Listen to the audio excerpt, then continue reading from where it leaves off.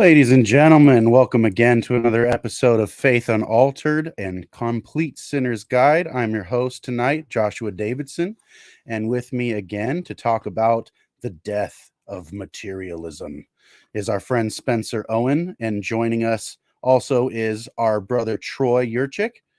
And for the first time on, the second time on Faith Unaltered, not since last summer, our best friend Garrett Skydema. How's everybody doing tonight, fellas? Good. You are all muted still. Doing good. Yeah, very well, thank you. Very right blessed. I'm feeling like I have found my voice. Yes, there it is. You found it. There I are. Welcome, and so pleased already to have all of you gentlemen here tonight for what is technically now a launch episode for a new segment on Faith Unaltered, the Cosmic Corner, which is going to be an ongoing conversation about this exact topic, which is the death of materialism and the rebirth of meaning in society. That, man, we got to know. People need to be aware. People need to be engaged in the fact that life has meaning, that we have purpose, that this is not some grand accident, and it's not just a causal mechanism that you can't escape. You really are a person, and we really think that you matter. You know, and that's I think that's something that a lot of people could really use today. I really think that that's something that is sorely lacking because of the fact that we've replaced meaning and purpose with, things like confidence or self-esteem or whatever kind of thing. Yeah. That we're going to try to bolster ourselves up with ideas that we assert that we're valuable, but don't know how to treat ourselves like we are, and so I think it would be a good thing to confront some of these things head on an ongoing basis and really dive deep into this conversation. And so tonight we're on part 3 of this discussion. The first discussion was basically on let's say the reemergence of an awareness that our identities are not reducible to our bodies, and that we are in fact much more complex creatures than we have come to recognize within the last, let's say, 200 years, with the rise of a more materialistic worldview that says you are your body, your mind is your brain, and so forth. And I believe wholeheartedly the world is kind of waking up from that nightmare. And then our second episode was kind of a pondering on what happened during the time that we were having that nightmare, that the world became such a flavorless and ugly place, and that art became this weird competition of idiosyncrasy and how I express myself to myself about myself and somehow still have an audience, namely you. And you still somehow look at this, it's supposed to communicate something to you. And modern art became this kind of confetti, let's say. It doesn't really have a form anymore. Doesn't really do anything. It's just kind of there, and honestly is a bit messy. And so tonight, having established most of those things, what I think we were really ultimately trying to aim at is a little bit of a deeper dive into perhaps the one and the many problem, and a little bit more about perception, how it is that we can look out at the world, see the world, act in the world, and the world act on us, and why that really just makes sense. Why it's not the case that I look out, I see an object, I think about an object, I recognize what it is, and then I can do something about it. That has some accuracy, but really that's not how this works. You could take any number of examples of things, say dangerous things. You recognize a snake on a trail, and a snake is a lot faster than your perceptions, and somehow still you can jump out the way. So something else is going on here, and where sometimes your body reacts to things and sometimes your mind reacts to things, and there doesn't seem to be a one-to-one to those things. So what's up in human perception, and why it's the case that when we look at the world, when we perceive things that are meaningful, it's not merely just a convenient fiction to keep our heart fuzzy. that we're that the things that we perceive are actually meaningful, you know, and what that would actually what that would mean, what that does, what that amounts to, what do you do about it, you know? And so with Or that, like how sometimes it gets talked of as like a simulation or a hallucination. exactly. We actually did a that's funny. We did a recent video with a Calvinist brother named Israel Trujillo, and he was promoting a form of idealism that he thought was compatible with determinism, and that was one of those times where as I was listening was like, you know, this kind of really strips the universe down to just something undesirable and unlivable. Yeah, just flattened the pancake. Don't say it. He was flattening it out. No, I don't. Oh yes, I haven't listened. So that's a nice Calvinist kick. You should listen though. It was a really good episode. It was a really good conversation. Israel is definitely a sharp dude. He just confuses me a bit. Yeah, so let's kind of hop in. Garrett, you and Troy were not in on part 1 and 2. Is there anything that you gentlemen would like to rehash from the first two discussions that would lead us into what we're diving into today? Sure, Troy, after you for sure. I don't think that I have anything that I want to rehash. I'm sure there's going to be quite a few connections back that we'll bring forward, but not anything that I want to cover again. Okay. Yeah. In terms of rehashing, I don't know, because it's going to be, we're going to kind of, to Troy's point, tread that territory again. And I was kind of in the second episode. I dropped the comment at the end and then left, you know, so it was one of those drop the comment, went to bed things. That was actually I'm glad you did too, because it was actually a really helpful comment. Yeah. I was gonna say that kind of rounded off the episode with really great segue there. That was really cool. Yeah, and I think a lot of the episodes just really work really well here because you know, you guys ended on beauty, and I really, really liked that because you know, and then Dale had the question at the end, right? Dale popped on at the end and asked that question about you know, is beauty in the eye of the beholder? What is, you know, and there's almost something lurking behind the question, which is a question of, is there beauty? Right? Because if beauty is just subjective, it's you know, if it's just this pattern in our mind, and it's just impressionable to us, and it's not a real pattern in the outer world, you know, then it's not real, right? It just it's like a shiny object to a dog. I don't know, even that's real. So I don't that doesn't make a ton of sense to me, but I think there's something hidden there that's deep, that's worth probing, that question. And you called that out a little bit, but I think that question is important.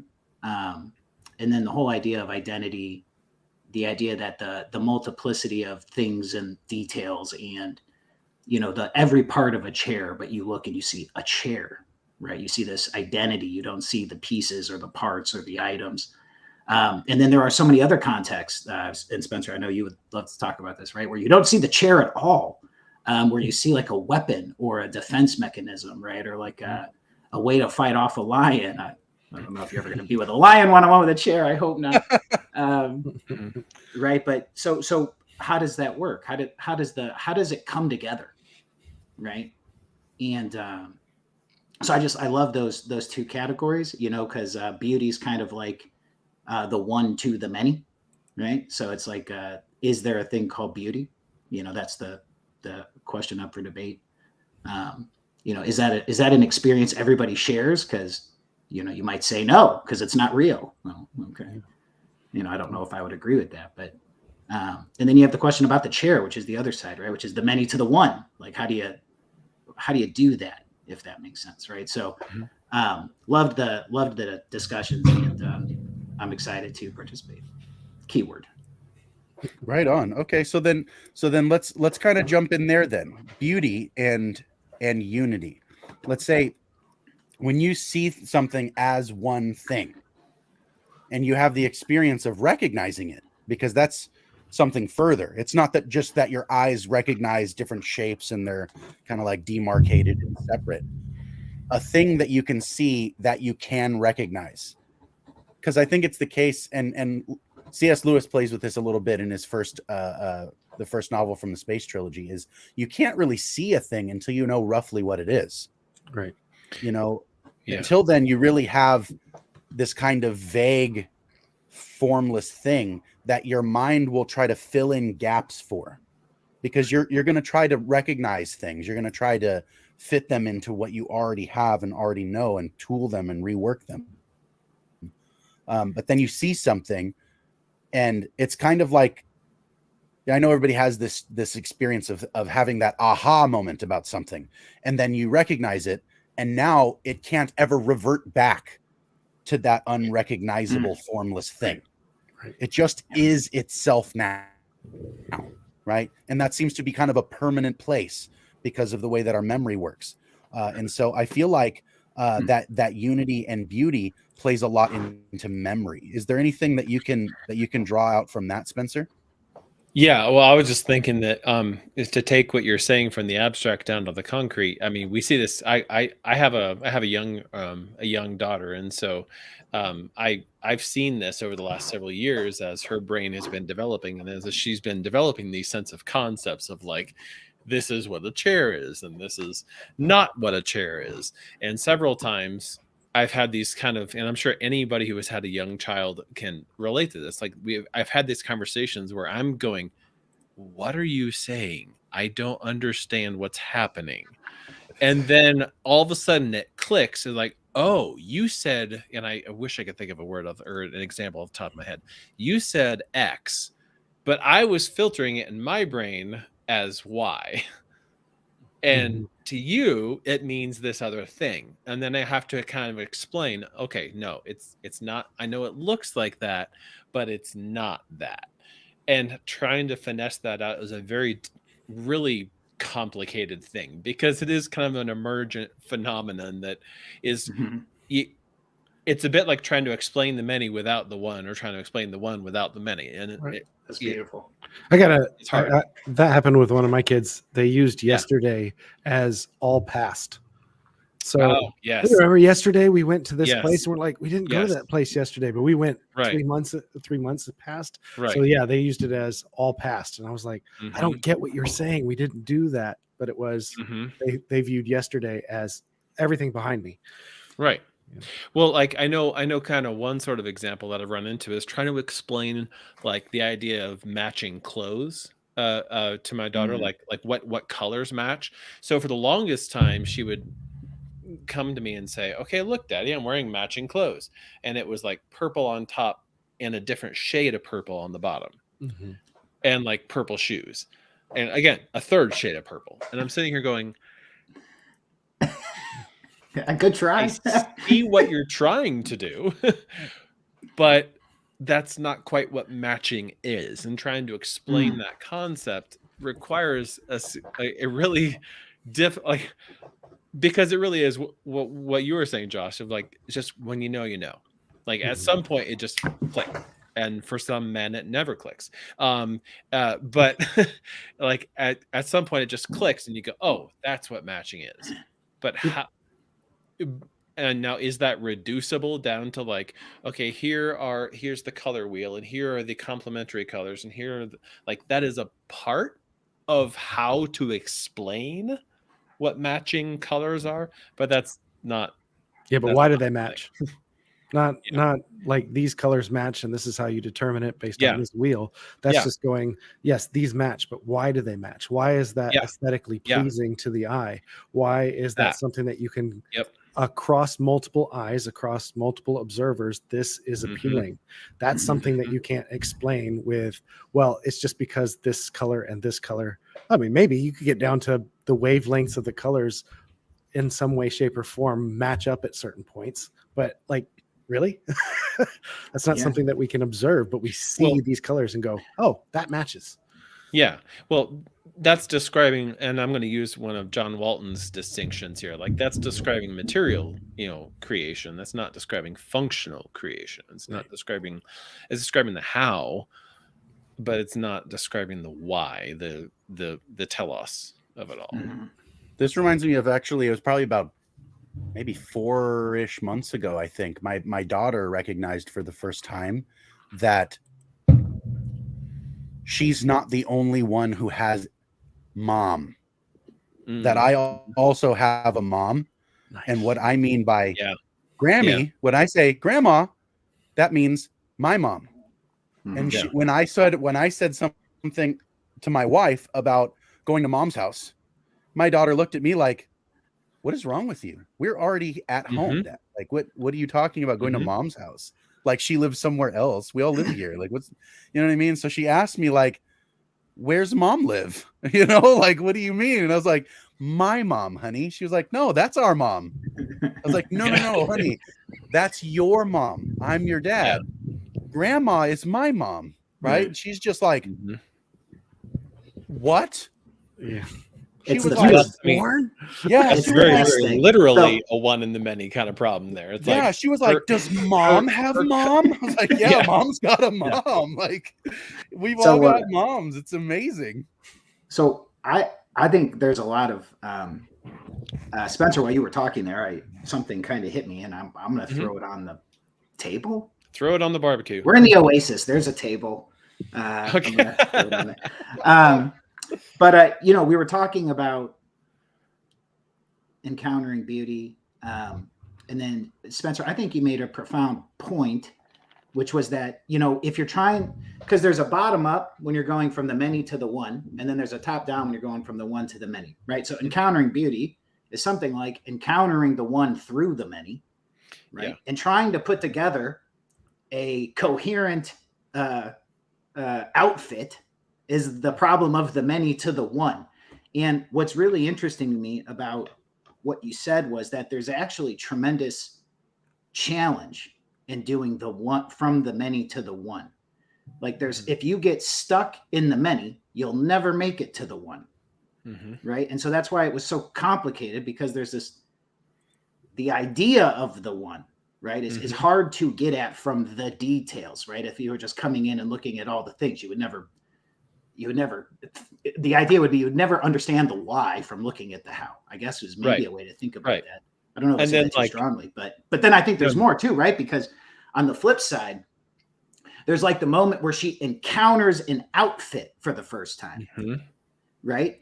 And the outfit, something like imprints on her mind the pattern of an outfit, right? And when I say imprints, I mean that biologically or kind of, right? It literally remaps all of the connections and the neural pathways. It remaps it all. It's like a literal pattern stamp, you know. And here's the rub from what we were talking about earlier. I don't know if we were talking about earlier. I'm like halfway through a conversation in my head from the middle of the day, right? But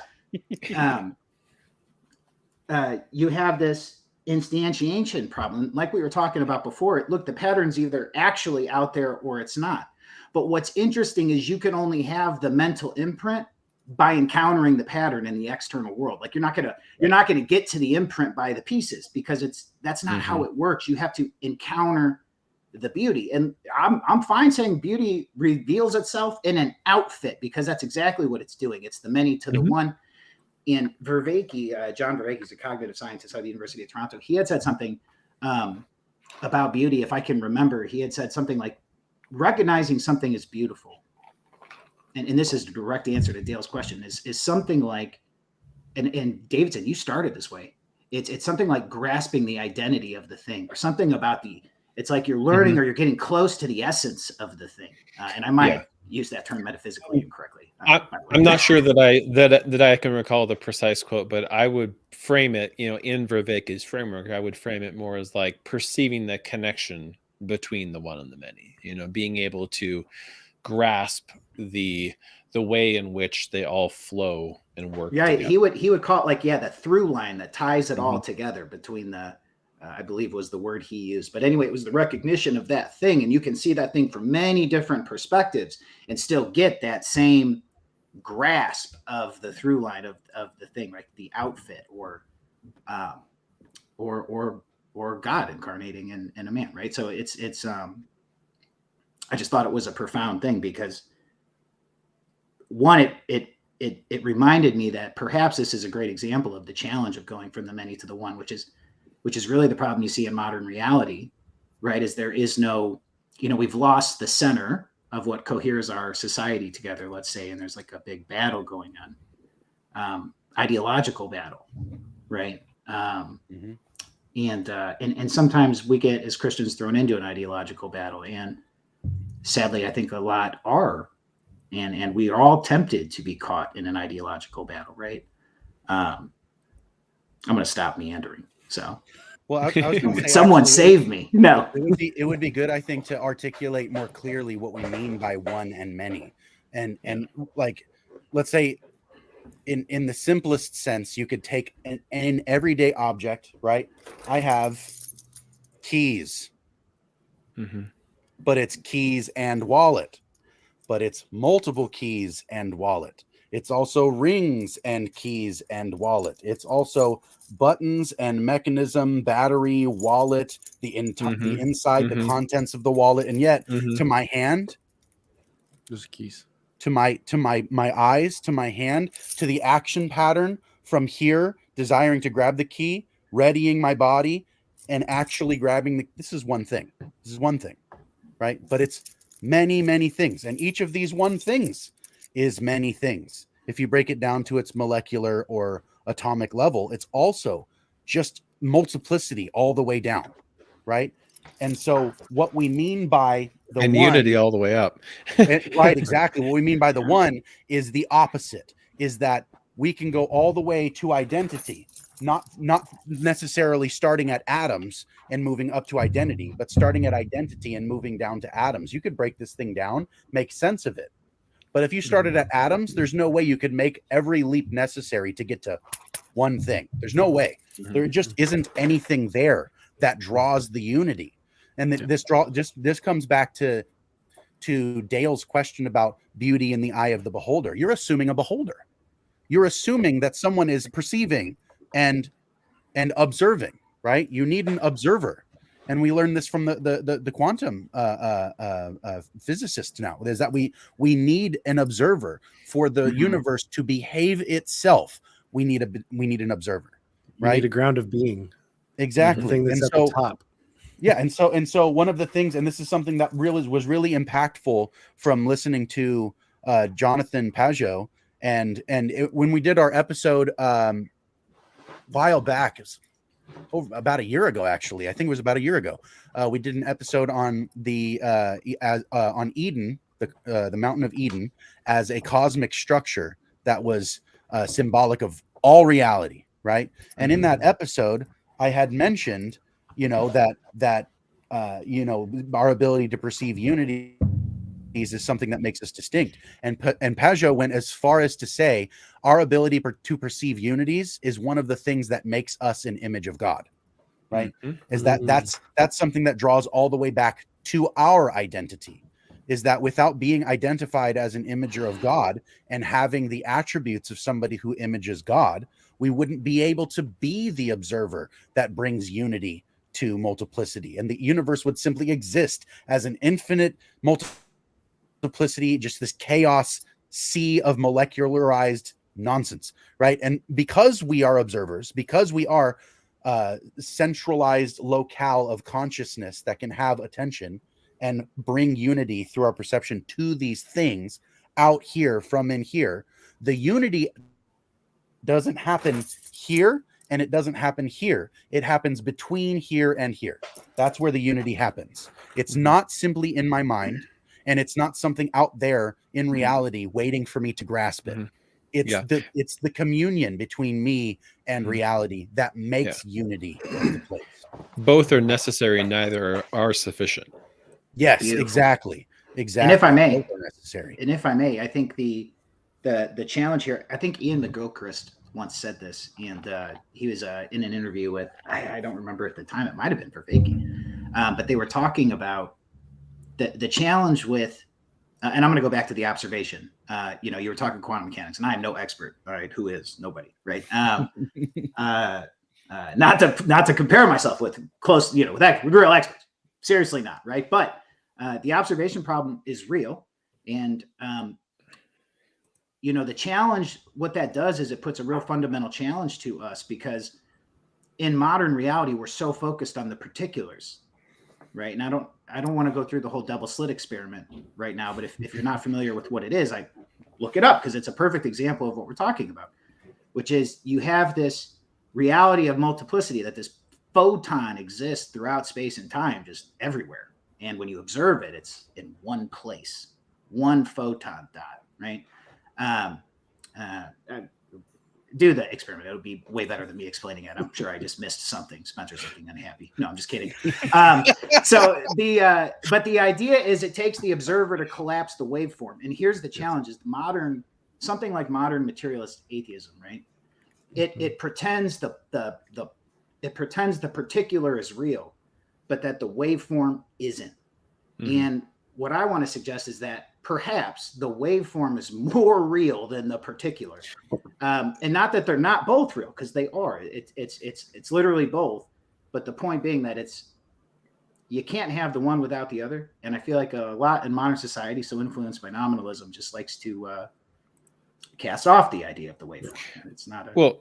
Yeah, and I mean, just going back to what I was saying earlier about necessary and sufficient, is that, like, when you got an observer and you got external stimuli, like material things out there in the world, materialism looks at that and says both of them exist, but they are just, like, essentially it cannot draw a connection between the two. It can't say that there is any meaningful relationship there, in that, like, so the observer is just seeing these things, but it doesn't draw any but there's no guarantee whatsoever that the observer is actually seeing what is actually out there. And that's where we get a lot of these language like simulation, hallucination, is that we think we're having consciousness, but really we just have no idea what's really out there. And that's a, in my opinion, necessary conclusion of materialism. Not very many materialists do that. Like, if you get like a Stump or Kreutzmann, like those naturalist philosophers, like, or no, I'm getting the names wrong. Anyway, I will have to correct myself on that later. But anyway, there are some naturalist philosophers that just go full bore and say solipsism all the way down. Like, that's all there is. We have no way of knowing. But a lot of them try to kind of, split the baby and say you can find some way to see to guarantee a real connection between them, but without acknowledging that there is more than just two material objects, an observer and something. Without acknowledging there's more than that, then you can't. Ironically, actually, in the episode that we did 2 weeks ago with Israel Trujillo, he mentioned exactly that, and tried to use the conclusion you just drew about materialism as a reason to say that somebody who affirms substance dualism would have to say their God is in some sense genuinely deceptive, because our senses don't give us an accurate, immediate access to reality. We have to fill in the gaps of our faulty senses, let's say, and that is absolutely have access. You never actually have access to the external world. And he was saying that's a reason to think that substance dualism is either false or the God of substance dualism is somehow deceptive. Right. And I should clarify my previous statement that is an absolutely accurate description of the sequence of events. Is that the actual meaning of what's happening? Absolutely not. Right. Well, and the important thing too is, sorry, David. No, you're good. Go ahead. How did you phrase that just a minute ago? That it was phrased before, Davidson. It was you had said something very important, and my first thought was the keys. The reality is we all see the keys. We all see the pattern of the keys, and it seems like what you had just said for the gentleman's position wouldn't really allow for the seeing of the keys, that the other people not can actually see the keys. seeing. Yeah, he was maintaining that your ability to see the keys is illusory because you don't actually have access to the keys themselves. You have access to the image, that your brain is able to make an image by seeing the keys by and all your filling in the sensory gaps. data. Right, exactly. And he was saying that if you eliminate the sensory data, there is no external world. And Just so therefore, eliminate reality, and look, everything works. Right, exactly. Sorry, I don't mean to. There's no reality. Yes, I agree. Yeah, I don't. It's like the idea, and we were talking about that a little bit earlier today, right? It's like the Peugeot says this, that the observer, as the observer, we're excluded from reality, right? The whole idea is that there actually is there are no qualities, because it's just this brute fact of every single tiny particular, Right. But it's really interesting, Spencer, even what you were saying a minute ago. It's like, if it's solipsistic all the way down, then how does the scientific method work? Because it has to assume that there are real external. The whole reason science was so powerful and is so powerful is because it shows us that some of the patterns we take for granted aren't actually what's actually happening. Right now, it's phenomenologically what's happening, which is arguably more important. But it's been really, it is helpful, right? It's like this amazing, I mean, the world that we live in and what it's capable of. Let's say the potential of the world we live in, because let's say we're far from where we should be, let's say, but it's proven itself fruitful, and its fruitfulness combined with the nominalism has caused people, I fear, to, well, they can't even reject older ways of thinking and older worldviews because they don't even know about them, right? It's not a thing we think. What else? What do you mean? What else is there? It's all subjective experience. Well, you're essentially advancing C.S. Lewis's argument from reason against naturalism that he advances in the book Miracles and a few other places as well. But that's essentially what he says. That's a compliment. I've never read that, but I'd love to hear it. If it's relevant, Spencer. Yeah, I mean, it's technically like a let's say a nascent version of Tim Stratton's free thinking argument. Is Lewis's thought ultimately is if what you mean by my mental states and brain activity is consciousness, or what you mean by consciousness is simply mental brain states and your brain activity, then what I mean by my rationality is reducible to the dancing chemicals in my head. And you've reduced everything down so far that I no longer have a reason to trust my own thoughts, let alone yours. And the further proviso that those dancing chemicals are essentially non-rational processes. And I say non-rational intentionally because that was part of the debate between him and Anscombe, was irrational versus non-rational. But essentially, the point is not irrational like they're crazy, but it's irrational, but it's non-rational in the sense that they're not governed by rational processes in a naturalistic world. So, which fails if you look at it from the perspective of everything needs an organizing principle, right? Yes. So if you have an organized, I don't exist if there's no organizing principle. And if I can't trust my own senses, if I can't trust that the operations in my brain, the chemicals being released, the hormones, everything else doesn't have an organizing principle, a function, right. Like you said, a functional creation, functional matter, then nothing exists. So yeah, I can. Well, it's a hallucination. Yeah. Well, it's funny you say the word organizing principle there, not only because that connects back to the part 2 discussion about what spirit is, which is a good definition of spirit, but it also connects back to a rebut what I would consider to be the failure of a rebuttal to that argument from reason, is that a lot of naturalists would say, okay, so the organizing principle there for consciousness is itself rationality, or essentially like is accuracy. So more or less, like, wouldn't we expect that evolving brains would be evolved to accurately perceive the world, that they could look at things and actually see it as it is and not hallucinate something else, right? And wouldn't that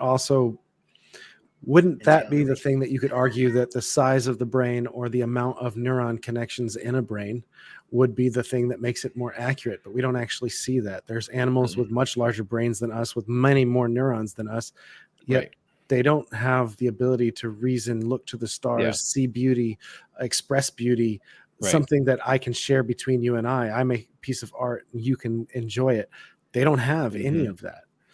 Well, I mean, just from a, but like the problem when it comes to the way that our brains are actually organized, and again, this is all coming straight out of materialist science. And so this is like their own premises, basically, is that we're actually not organized for rationality at all. And that's one of the things that I have to like really disabuse my clients of as a notion. And I mean, I say that much more strongly than it actually is in practice. So no, I am not enforcing my values on my clients. I feel compelled to give a ethical disclaimer there. But when it becomes relevant, when they open the door, that is one of the things that I need to present with my clients is like, look, actually the way our brains are structured is we are built for survival first and foremost. And that's filter number one through which all data gets filtered. And then we are built for like belonging, essentially, like tribal affiliation and love and connection, and who are the people I can trust and who are the people who have my back, and that kind of social component. And that's filter number two. And then after that is filter number three, which is the reasoning process, which mirrors the structure of the brain. You have the brain stem, there's the survival, the lizard brain. You have the midbrain, which is the limbic system. There's your mammal brain, your connection, social organization, and affiliation part of your brain. And then you have the prefrontal cortex and all the other lobes that manage higher order thinking, like reason and rationality and synthesis and organization and that kind of stuff. So the point of all that being that the answer to the materialist answer to the argument from reason is no. Well, that's what we know quite clearly, that our brains are not designed to filter things out accurately. And so like our perceptual filters, they don't need to accurately perceive a tiger in all of its finer details in order to enhance survivability. It's wired for good enough. Exactly. That's exactly it. Yeah. It's just good enough. So like our perceptual filters at that survival level need just good enough to be able to keep us alive. Which is why the robotics industry, that's why the robotics industry had so much difficulty getting robots to interact with reality, and like humanoid robots to interact with reality, is that they were giving them way too much information at one point and way too little information at another, and they just would shut down. Yeah, it's amazing because they thought it would be the easiest thing to do was teach them how to see the world. It is actually way more complicated because there's way too much details. It's teaching them to be blind to most of the world. Spencer, one thing you said that stood out to me when you were going through the hierarchy of framing, let's call it. I think you made the case well there. That the neurosequential model is the technical term for it. So I love that because it does a good job laying out how it's actually later. It's not some primary development that then guides everything, right? It's just this later thing. But what was really interesting to me is you started out with survival, and I couldn't help but notice and realize that it's so interesting to me that the fear of death, is the primary frame through which we're all processing reality. And you quoting Hebrews 2:14 and 15 there? That's right. Hey, you said it. I'm just calling attention to it. I think that's right? Because it's not really the context for the show, but the fear that Hebrews 2:14 and 15 in context of Romans 5:12, 5:21, and Genesis 3, I think is a really telling play because, you listen to a lot of people talk about this. I remember an episode you guys did with J.D. Martin, brilliant individual. When he was going through Romans 5:12, he made and I don't want to get too far afield here, but, he made the case that, here, look, it could be physical death, it could be spiritual death. Well, it must be spiritual death because why would physical, you know, and it's like, well, you know, that's exactly what Hebrews 2:14 through 15 says, is that it's exactly what it says. We're not sinners because we're born that way. We're sinners because we're afraid to die. Right. And the way you laid it out, that it's actually at this root, it's moved itself to the root. What was really interesting to me too was number 2 was the communal aspect of the human life. So you could imagine the case where the number 1 doesn't exist, and you get to just start with number 2, outside of fear of competition or starvation or you name it. You know, there is no fight or flight, so you can replace it with love as number 1 through the communal reality. And you know, then you were talking about perceptual filters, and perhaps we need to really quickly, and Troy, I want to let you say what you're going to say, but then after that, maybe we should draw the pattern out, because, you know, we're talking about one to many, many to one. We're talking about the observation, the collapsing of the waveform. We're talking about a tiger being distilled out of fuzzy orange fur with stripes, right? Like, this is a one to many draw. We talked about it as, or that was actually many to one, our brain doing that simultaneously, right? So maybe there's a way to distill how the pattern actually manifests itself throughout all of reality. Oh, baby. Oh, right, man. Troy. And we're going to come back to this. Oh, we were all sitting forward. Yeah, we all lean in on that. No, it actually goes along with that. Is that thinking about it from the perspective of, if you've got your, like you said, the lizard brain, the mammal brain, and then your higher function reasoning, is that if you have things that are that your lizard brain is reacting to, it bypasses and hijacks the rest of the system. Yes, it does. Okay, so if on a perceptual level, death, any death, if that's the thing, my lizard brain is taking over. Right. So my lowest functioning, it works for survival, but my lowest functioning thing that I reason with or work with, that operates my body, operates the way that I work, and lowest, and is not aware of time and space. Yes, exactly. If that is the thing that's activated across time, like the perception of death, the death is always at the door, then I'm always going to be trying to stave death off. Of course, fear of death is the reason for sin. I will choose me over you if I don't have a perception that says that lizard needs to go, needs to be in the dust, right? I don't need to listen to that voice anymore. That I can actually love you, and it's not about whether I survive loving you. Yep. So just for anybody who doesn't have access to Hebrews 2:14 and 15 right away, it just says, "Since therefore the children share in flesh and blood, he himself likewise partook," he himself being Christ, "likewise partook of the same things, that through death he might destroy the one who has the power of death, that is the devil, and deliver all those who through fear of death were subject to lifelong slavery." Which connects right back to everything that Paul says in Romans 5 and Romans 6 about how, I mean, like it's a really fun exercise that I've done a couple of times. If you go sit down and look through Romans 5 and Romans 6 and try to notice all the language about dominion, rule, slavery, like those kind of cluster of concepts get repeated something like a dozen times in those two chapters, because that's what Paul is saying happened because of Adam.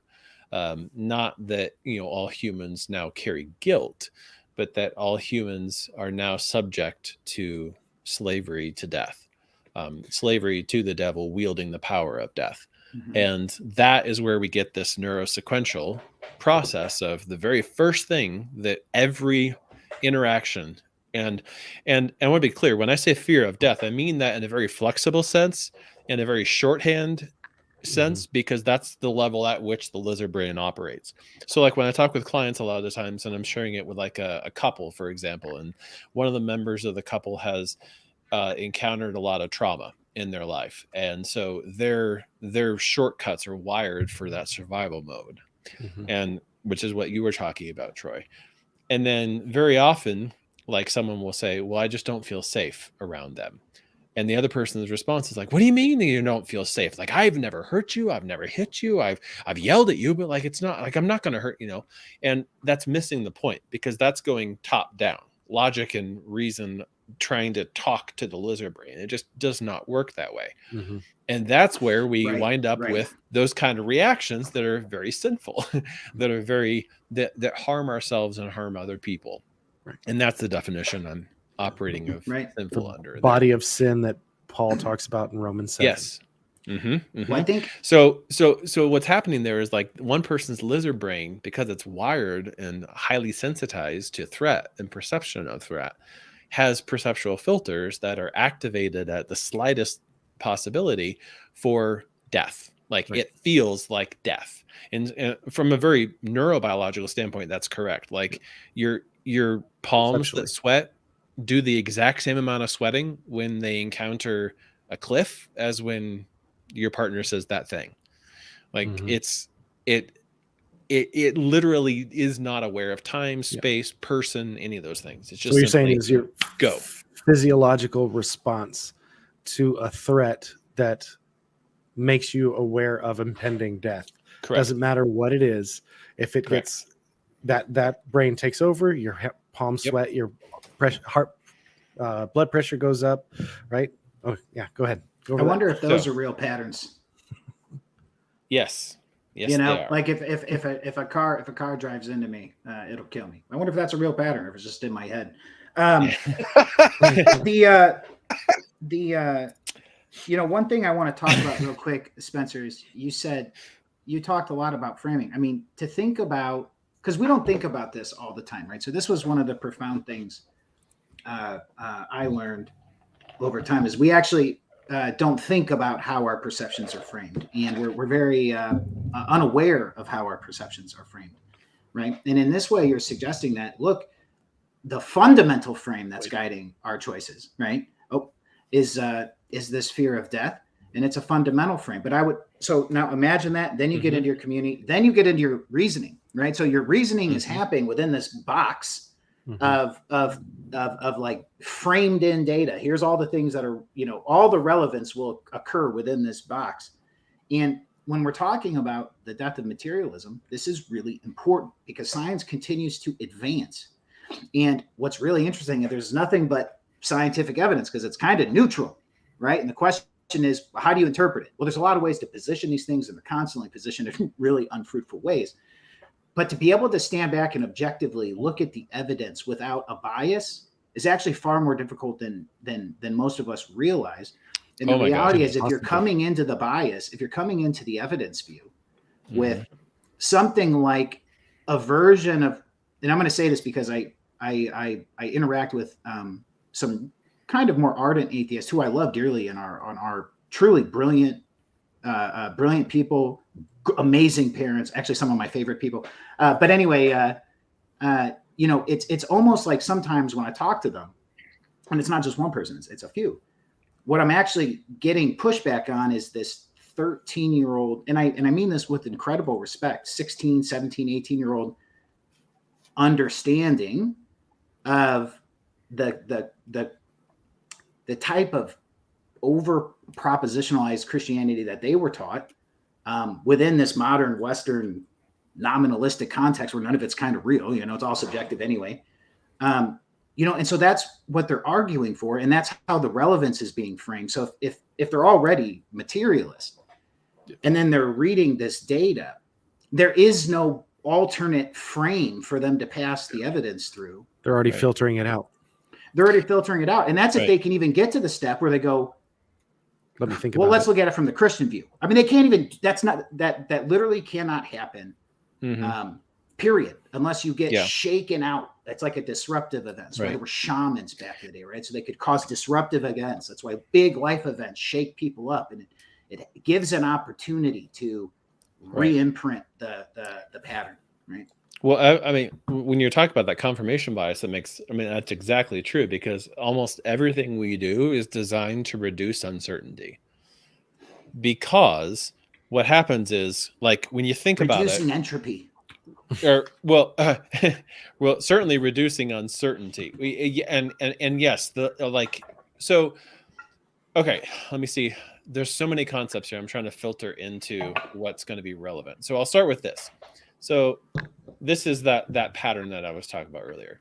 like the raw sensory data that we have coming at us at any given moment is just staggeringly complex. Absolutely monumentally petabytes of data. We don't actually have access to raw The data. amount of pixels on the screen are hilarious, right? Well, yeah. And I mean, like right now, like my daughter and my wife are upstairs and they're probably doing they're either eating dinner or doing homework or something like that. And I can kind of hear it, but I have perceptual filters. I have built by experience, built by developmental worldviews and everything else sorry, I keep sliding it in the wrong space. There we go. Okay. I have perceptual filters that tell me this is relevant, this is not relevant. And so those perceptual filters automatically in the background, like operating without conscious awareness, unless we actually activate conscious awareness, get to that later, they are operating in the background to say, pay no attention to that noise. That's no longer relevant. You need to pay attention only to this right here. And then as a result, then I have kind of like a physiological reaction to whatever it is that these perceptual filters have deemed to be relevant. Like I said, it could be something, unpleasant, like my heart rate spiking or my blood pressure dropping or something like that. Or it could be something pleasant, like, the technical term in the literature for that reaction is arousal. And that is meant in every sense of that word. Physiological arousal, sexual arousal, everything else. And so, like, all of those reactions are a response, not just to the raw data, but the raw data plus the perceptual filters that indicate what meaning this data has. Right. And then from there, then we have a moment. Yeah, go ahead, please. All right. So you can leave it up there as long as your shoulder's not tired. Yeah, but no, that's a little bit. If you've had traumatic experiences, your filters have become I work in the sciences, so instead of having a 40 micron filter, they're down to 0.45 micron. They're filtering a whole lot of things out and only letting it's extremely low resolution, and it is fight or flight all the time. So it's dealing with the trauma that allows for that filter to open up and allow more raw data in. Is that correct? The right way of looking at it? Yes. I don't know if I'd quite put it so much as like more and less, but definitely selective, like highly biased. And then what happens is, now this isn't a necessary step, but this is like ideal functioning. This is kind of the way it works, where we have a reaction, our heart rate spikes, for example, because she said that thing. That thing means I'm being disrespected. That phrase means I'm being disrespected. My heart rate spikes. My hands clench. And then, ideally, I would become aware of it. I would notice it's happening. And then be able to choose a response. Versus and really, both of these, and then whatever response I choose is going to then loop back. It's going to create a feedback loop back into the perceptual filter. So if she says that thing, I think it's disrespectful. My heart rate spikes. And then I go, okay, I see that. I can notice that. I can observe that, not just as me, but there is me. And then there's the experience that is happening to me. So in my counseling with my clients, we call this the observing self. The person that can kind of, the observer, like we were talking earlier at the beginning. And then the observer gets to choose a response to all of this autonomic activity. And then I get to decide, am I going to, honey, can we please talk? Or, what do you mean? Yeah. And that usually happens when this is bypassed. Yep. So a bit of, like you said, reaction, response, awareness. Yeah. Ideally, we get the awareness, right? Yes. At the time. Yes. The next best time is as soon as you realize it. So a bit of an interruption, but something that I think is still important is in the chat. We have Jamie Russell asked a question and made a comment here please. that I think would be really good for us to respond to for clarity's sake, as we did mention it. He says, I thought sin brought death. If death brings sin, then how did death enter the world? This is more of a theology question than it is necessarily the perception question that we were going over. Sounds really weird. What am I missing? I think that would sound weird. So he said, I thought death was necessary because of sin, lest man take from the tree of life and live forever. Bad, because it would perpetuate the sinner. God had to remedy the sin before he gives back life by his death. So for this first question here, I thought sin brought death. If death brings sin, then how did death enter the world? Ultimately, you're talking emergence and emanation right now. Right. I think what we were talking about is not the entry of death into the world, but now that the state of things are what they are, this is the principle that we're looking at here is we are under the fear of death. And in being under the fear of death, we have basically it makes it in the most immediate sense, to make this simple, death and our awareness of death and the fear that we have as a response to the awareness of death makes us impulsive. It makes us forget the future and we begin to behave impulsively. And that's ultimately where that awareness gets bypassed. Like you were just saying, we become reactionary. And when we forget the future, theologically speaking, when we forget the future, we cease to hope. When we cease to hope, we fall more readily into sin. It's the same thing that happens. Like, let's say you walk into a room, turn the lights off and have the light on your cell phone. Point the light on your cell phone toward the ceiling and look at the ceiling. Try to walk forward. You're going to stumble. You have to have the light, your awareness and your attention pointed in the right direction so that you will not stumble, right? Yeah. And if you cease to look where you are going, you are far more likely to stumble. You might be very coordinated, but obstacles will arise, right? This you could use this physically speaking with just your body walking through the space of a room, or you could think of this, let's say, in a higher sense, that symbolic sense, where you're bringing this up into the realm of theology and our own interactions. Let's say the principles that we have with free will and things like that. I am able to keep my eyes and my attention fixed on something that informs everything, right? And so if I aim at something, it's going to inform my perceptions. Because I have that aim, that's going to guide my frame of reference for what becomes relevant to me out of that data that we were just talking about. And so having an aim, which is being future oriented, is like an immediate antidote to the poison of a fear of death that makes you forget the future. Something like that. It's not that sin comes from death. It's that death is being made into a personified entity that is trying to do things as an enemy to you. And that's a very fundamentally different way of looking at that. I hope that's helpful.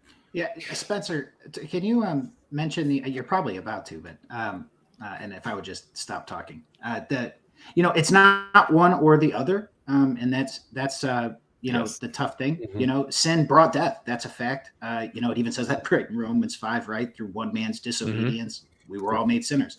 How were we made sinners? And that's the question, right? And it's death, our fear of death particularly. So it's not just death. It was the fear of death which brought sin. And in that way, as Spencer was alluding to earlier, and Spencer, please feel free to elaborate, in that way, death reigns through sin. Yep. And that's the key. Which is that frequently repeated refrain throughout Romans 5 and 6 there. And so I would contextualize the phrase death entering the world, because it's coming out of Romans 5 and 6, in that sense of death entering the world is like death coming to sit down on its throne as the ruler of the world. You were talking earlier, Troy, about like the organizing principle. It's that. It's like, now, and Paul says this in Romans 8, that all creation, it groans because it was subjected to futility, because it was essentially put underneath the rule, underneath the reign of sin and death. And so because death is the organizing principle, it's like this chaos principle that now is the spirit of the age, the organizing principle that manages everything. That's what causes, or not. Okay, I'm going to say causes, and there's all kinds of questions of agency there. Can we just set that aside? And yeah, that's what causes us to sin.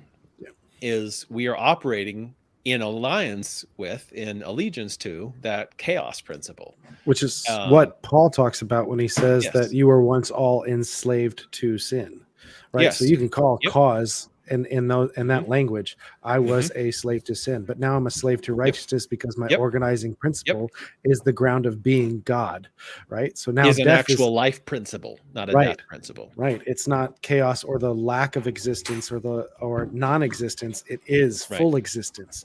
And so I organize myself differently, and I organize myself towards life, towards love, towards community. Right. And to me, this is just flowing right out of what Jesus says in John 8:34. Like he who sins is a slave to sin. So it's like once death enters the world, sits down on its throne as the organizing principle for all creation. From that point onward, we are, and this is not more Pauline language, we are citizens of another kingdom. We belong to the realm of darkness. This is Colossians 1 right now, that we were transferred from the realm of darkness to the realm of the light, and his beloved son. And so what's happening here? Oh, that's good. Thank you. So what's happening there is that humans are in this world under the slavery to death, and because of that, we act out of fear of death because we know what that slave master is like, which is Paul in Romans 6:23. The wages of sin are death. Like the slave master of sin pays wages for services rendered, which are really, really suck. But we think it's the best we can get. We think it's all we got. We look around us at the world and we say that's all there is anyway. So we aim at efficiency, and we aim at functionality. Yes. So we aim at eat, drink, and be merry, for tomorrow we die. Yep. And so you lose beauty. Exactly. So in the spirit you also lose duty and responsibility to your fellow to your fellow man. It's just about me. It's so interesting to me, Spencer. I had no idea this was true, but it's so interesting to me that survival is first and community is second. And it's such a profound thought to consider. Part of this is not understanding the extent to which your logic is framed in by the frame in your worldview. It's the slave. That's exactly right. Ian McGilchrist has an excellent book about this. I recommend everyone. I think it's called "What's the Matter with Things" or "The Master and His Emissary." Both of the books I think they're huge, by the way. But I think it's the framing issue is profound, and when we talk about you guys were talking about it's starting to slip, and I don't want to change the subject, but I'm so interested in going back to the idea of identity because we've talked about a lot of stuff, and something I wanted to say about that earlier, but I wanted to check in with Josh because you were going to say something a second ago at the end of my little tirade. What I was going to say is drawing back to something that I had a comment exchange with BJ, the guy that's in the chat right now. That said that we were being refreshing because we were making this biblically oriented rather than making a philosophy game over here. That we were actually assuming that the Bible is true and it's telling us truth about reality, and that's like important. One of the things that I had an exchange with him in the comments section of a Facebook post in one of the groups, or I forget which group it is, but the post in the group ultimately was something like, "What is hope? What is it for?" And in that, I answered and I gave my opinion of it, and in the last live stream that we did, I recapped some of that, drew some of it out, and we talked about it for about 10 minutes or something like that. And right now what we're doing is actually doing like a backdoor deep dive into what I meant by talking about hope and making it something that is in reference to a future, in the way that even in let's say in scripture, one of the most famous verses people put on t-shirts and bumper stickers and put it over their doors, Jeremiah, and it talks about I have plans. know my thoughts that I think towards you, says the Lord. Mhm. Thoughts of peace and not of evil, of a future and a hope, right? And then Peter in the New Testament gives us the commission of our own apologetics mission, which is to be ready to give an answer for the hope that we have, not for the feelings of correctness that we have, that we want to employ. I'm not supposed to give a reason for why I'm right and you're wrong. I'm supposed to give a reason for why I have hope so that you might have it also, which is not the same mission statement, right? And so I think I think the really cool thing is that this episode's kind of, as a launch for Cosmic Corner, really appropriate, that our focal point seems to be the spirit that surrounds what we mean by engaging the future, to forsake the fear of death, to be intentional, to perceive things that you normally wouldn't by being intentional. Because when you're intentional, you have a goal. When you're goal oriented, that goal is going to be nested in a series of goals, right? That's our frame. That's what we're talking about here. You have a series of goals, you have a perceptive frame, you have this thing where you're going to look at the world in a particular way because you can't look at everything at once. So it has to be framed by something, right? And if we used our faith, Christianity, and the theology that emerges from Christianity, which is the triune God, which is a one and many in himself, you actually get this remarkable depth of explanatory power. You actually get this really robust, full picture that you can actually embody. You can actually live as though this is true. Take most worldviews out there on the market today. You cannot really live consistently as though it were true. Take materialism, for example. Take nihilism, for example. You live as though that's true, you'll end up in padded walls or solitary confinement. Well, that's where you'll end up. It's the throwaway joke you were saying earlier, Garrett. Like, is there really a vehicle out there, and is it really going to hurt me if I? So your thing that you were saying about intentionality connects directly back to this, which then will connect back to this, Garrett. So I would love to riff on that for a little bit, but I know there was more of the questions, and since he's a Middle Earth fan, which you can probably see all my little shrine back here. This is actually Anduriel. That was my wedding gift from my wife. That is awesome. I've got my little Gandalf pipe and from my best friend, the best man at my wedding. So yeah, I have a soft spot in my heart for that. And yeah, so I would love to see if, because I know he had other questions and we only got like the first one. Well, he actually asked a question and then had a series of comments related to the question. And so his follow-up to that was this: I thought death was necessary because of sin.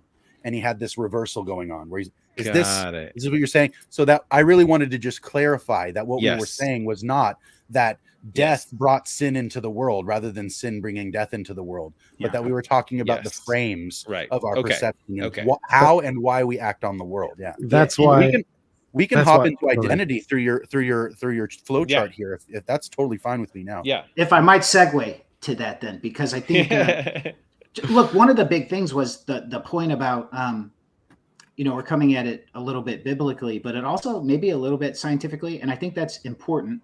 And they're not in conflict. Exactly right. And amen. Listen, so much of what we're talking about here about this top down and bottom up. Okay, so the many to the one and one to the many.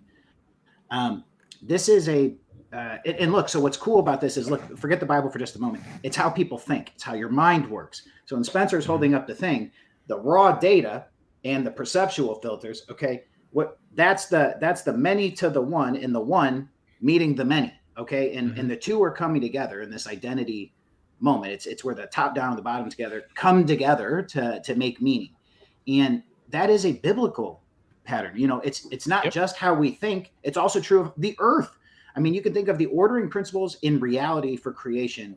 There's a very specific set of laws and forces. They are ordering principles that afford, with a vast amount of ordering of the chaos. And that's the critical point is I can remember like an old thing that Carl Sagan said or something. It was like, if you have 5 to 7 things, that's all you need and you can get life. And it's like, well, we now know it's actually like a crazy amount more than that. And it's getting more complicated every day. And so what you have is this chaos. You have the potential, you have the many, right? But then you have an emanating principle that comes over it, which are these fundamental laws of nature, let's say, and whatever else you want to add to that, 'cause there's a tremendous amount, right? But eventually you get this earth, this point where then we are here and we think in the way that the earth is made. And, as we engage with things, the meaning arises in that same pattern, this meeting of the top down and the bottom up. And what's amazing is this is not foreign to the Bible. This is actually in Genesis 1. All of Genesis 1 can be read in this way. If you think about the narrative in Genesis 1, right? God creates and the earth is form and voidless, right? It's chaos. And then the spirit comes, this top down principle comes and hovers over the waters, right? And brings order to it, right? So the top down speaks, the bottom up fills and multiplies. And, there's really interesting parts of that text where the waters teem with life, which is a fascinating reality that a lot of people don't talk about. Anyway, well, I mean, it's not just Genesis. It is the central problem of the New Testament. It is like, who are Israel? Who are the sons of Abraham? And what is the organizing principle, the one that makes the many into what they are? Is it ethnic identity? Is it cultural heritage? Is it circumcision? Is it the faithfulness of the Messiah? Like, all of those things are, that's essentially what you're describing. It's the recapitulation point, right? It's it's when the infinite actually became particular.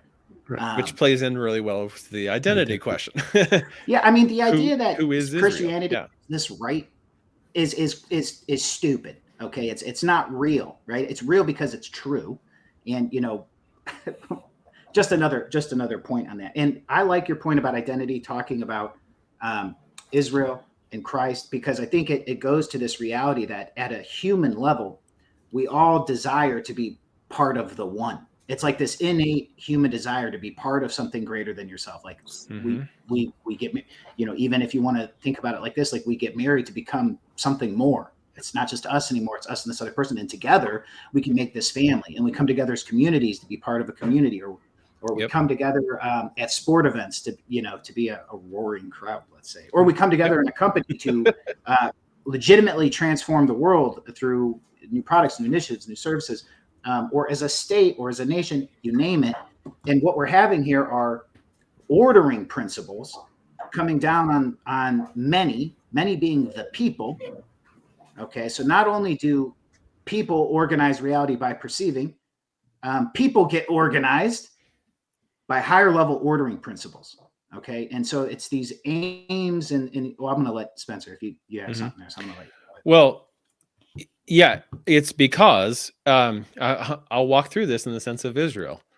The Hebrew Christians, the believers, the Jewish believers in Messiah, saw the Gentiles receiving the Spirit.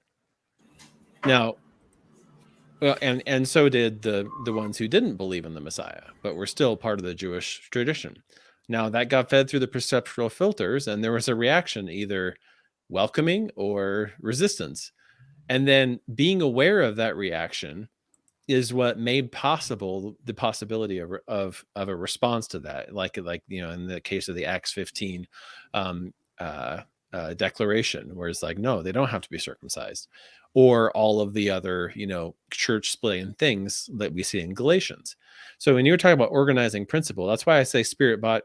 Oh man, like it's all backwards to me. So I'm, that's why I have like spirit body here, because like those perceptual filters are organizing principles. They are aspects of that kind of spiritual realm of that that spiritual part of our existence that are operating fairly unconsciously, but are still organizing the way in which we react to and receive the raw data. And we experience that because of the spiritual organization. We experience that in our body. And then if we have that awareness, and that's where now we have like, our nous, for example, our mind, that is also, a spiritual organ of perception. And we have a choice about whether or not we exercise that. And that is both a moment-to-moment choice and a long-term choice of like, how strong am I going to make it? How through like working it out more or less.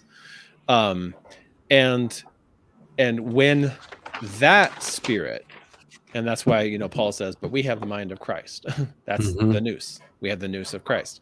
When that spirit is organizing our reactions, that gives us a chance to then break through those perceptual, to then respond in love and sacrificial love, which then allows us to break through those perceptual filters that are part of living in a world under the rule, the dominion, the slavery to sin and death, which then means that the next time it happens, we have a different reaction. Maybe not right away. I mean, I'm oversimplifying a very long process. Like the way that I describe it to clients is, you ever gone to like a splash pad? Like my kid loves splash pads. Yeah, and one of the big features of a splash pad usually is like they'll have a giant like bucket of water. That's like the major tipping thing, and it'll have water trickling into it. And it sits there, and it seems like it's not moving an inch for the longest time. It just sits there. You see the water going in. You don't see the water going out, but it's just sitting there. And then it starts to go.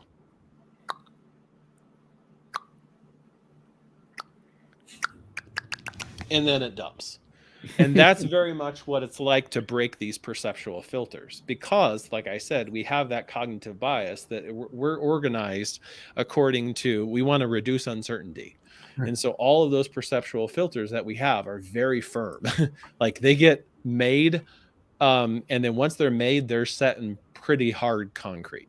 And it takes a lot of water dripping to really tip that bucket over.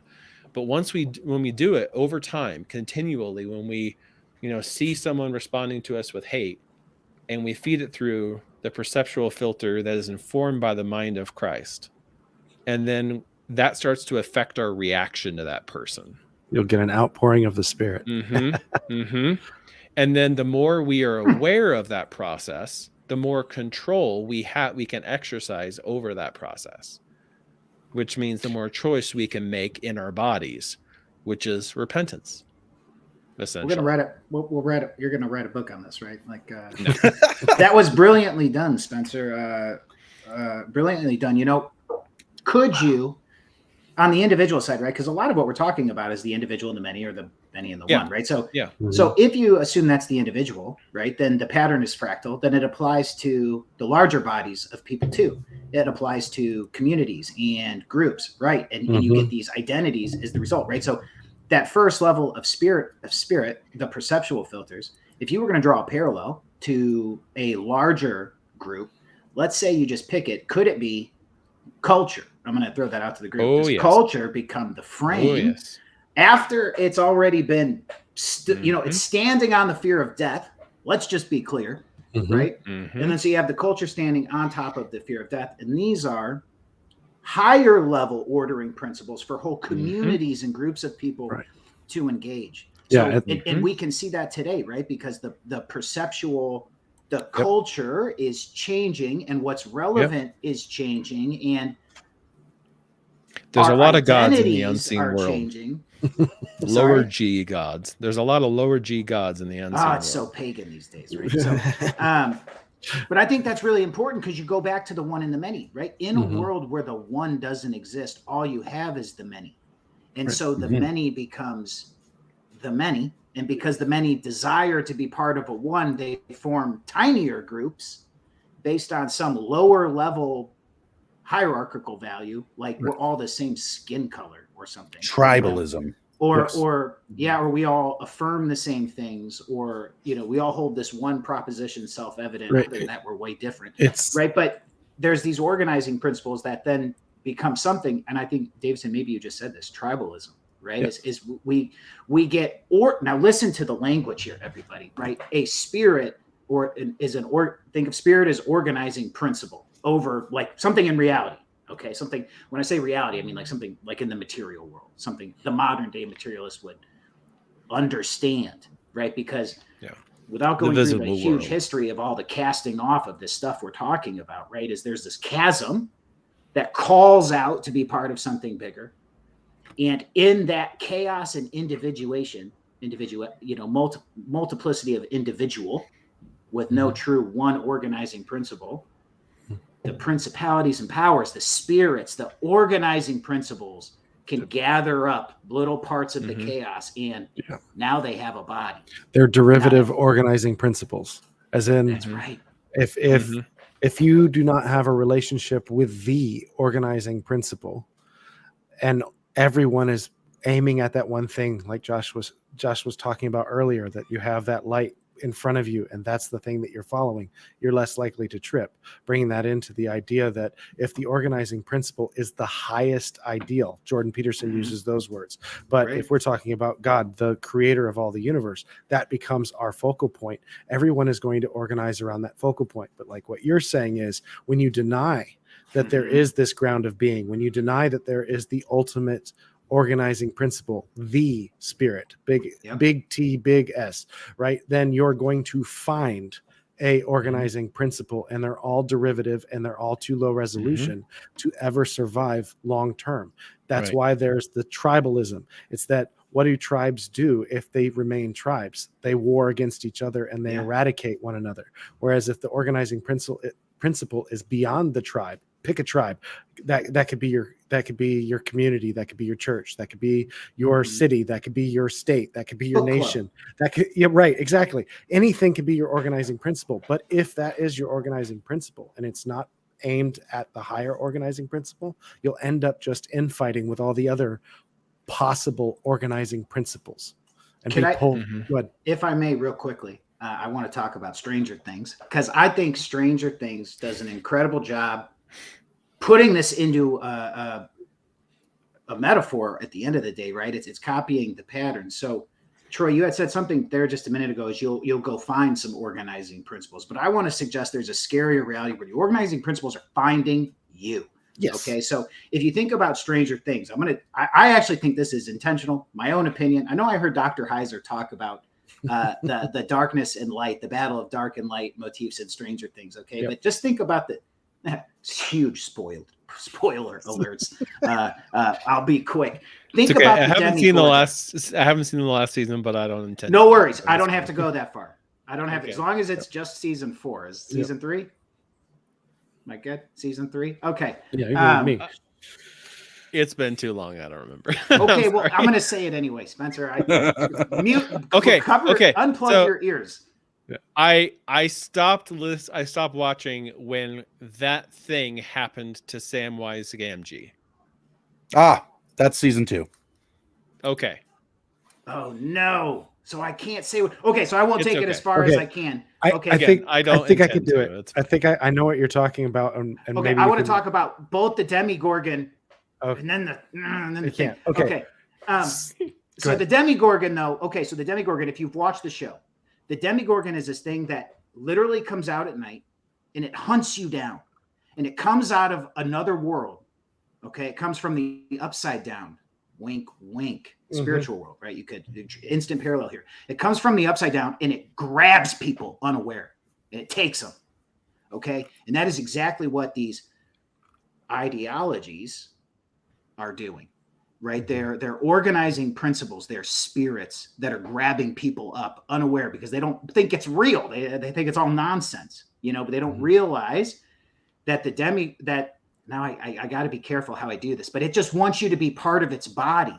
Okay. That's all it wants. It doesn't care about you. It doesn't care if it destroys you. It doesn't care about your future or where you're aiming. It cares only about its story. And it doesn't care about you or anybody else. And that's the danger, is if you think it's false, but it's actually a fundamental aspect of reality, then you are open and vulnerable to the reality. And there's a whole theory with Gerard here, which maybe we can get into or not. Yeah. You are basically parroting C.S. Lewis unintentionally the entire time. Like what you're talking about is what he does with his demons and C.S. His screw tape letters. Yes. Yep. He's got a real good one.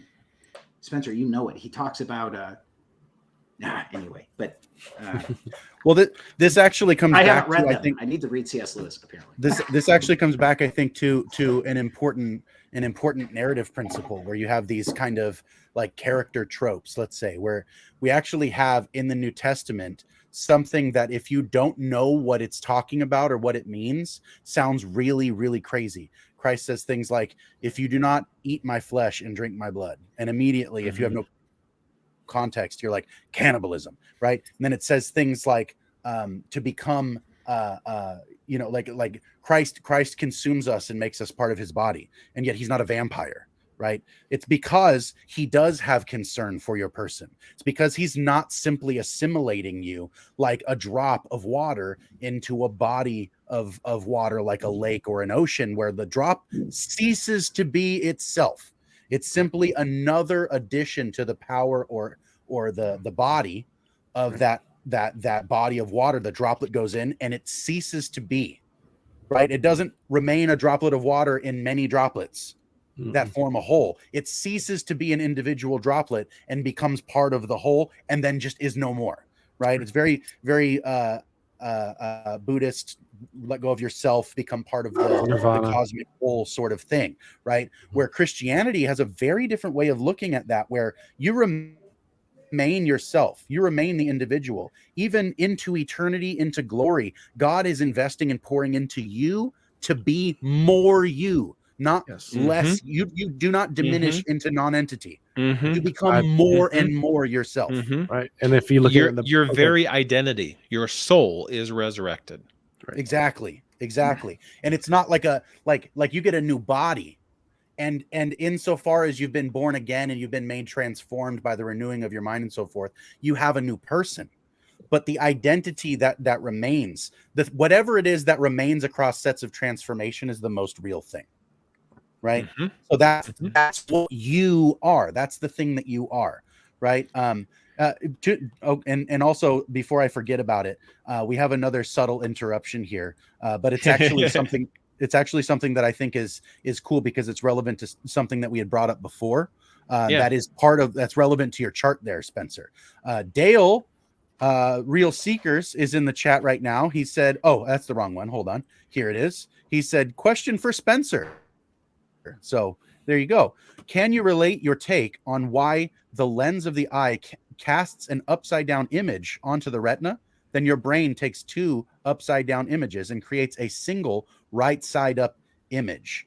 And he was saying, in relation to your chart breakdown, and for clarity, he says, some atheists argue that our perceptual filters are misaligned to our qualia awareness phenomena. What we were talking about earlier a little bit, which is that,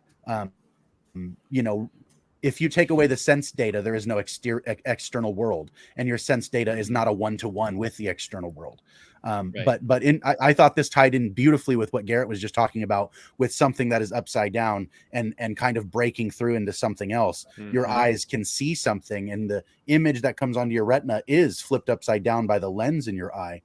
But once it meets the retina and goes through your optic nerve, your brain does something to it, where you have two separate distinct images. I can't actually speak to what your brain does to that. Well, fantastic. Go ahead. So yes, with those perceptual filters, what your brain does is actually, when I'm looking at anything, I'm only seeing a very small percentage. The current estimate of that is somewhere between 10 and 20% of the actual total visual field. And so what I'm doing is I'm getting that raw sensory data that is coming in is really only about 10 to 20% of the actual space in which my visual perceptual cortex can actually receive. And so what it does is it takes this little chunk, this little block of data. And now that point moves, as I move. So it's not static, but anyway, so it takes that.